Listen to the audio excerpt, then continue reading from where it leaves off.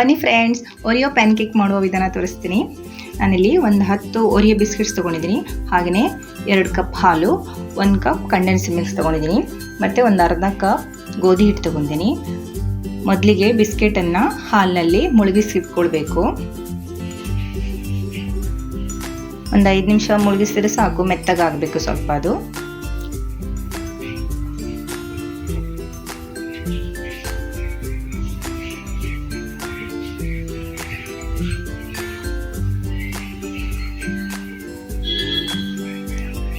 ಇದಕ್ಕೀಗ ಅರ್ಧ ಕಪ್ ಗೋಧಿ ಹಿಟ್ಟು ಆ್ಯಡ್ ಮಾಡ್ತಾ ಇದ್ದೀನಿ.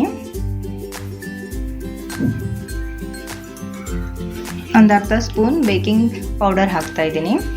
ಚೆನ್ನಾಗಿ ಮಿಕ್ಸ್ ಮಾಡಬೇಕು. ಇದು ನೋಡಿ, ಇದು ರೆಡಿಯಾಗಿದೆ. ಇವಾಗ ದೋಸೆ ಹಿಟ್ಟಿನ ಹದಕ್ಕೆ ರೆಡಿ ಮಾಡ್ಕೊಳ್ಬೇಕು. ಚಿಕ್ಕ ಚಿಕ್ಕ ದೋಸೆ ಥರ ಮಾಡಿ 2 ಸೈಡ್ ಚೆನ್ನಾಗಿ ಕಾಯಿಸ್ಬೇಕು.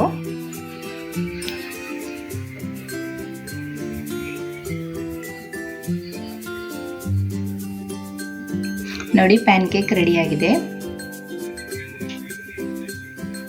ಈಗ ಇದರ ಮೇಲೆ ಸ್ವಲ್ಪ ಕಂಡೆನ್ಸ್ ಮಿಲ್ಕ್ ಹಾಕ್ತಾ ಇದ್ದೀನಿ.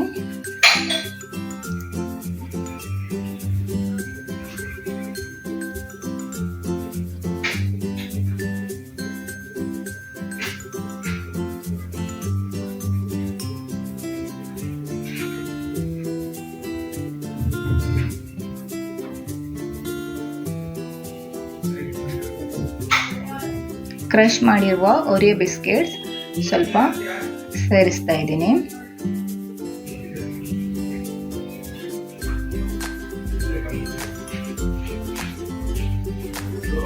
ನೋಡಿ friends, Oreo PAN cake ready.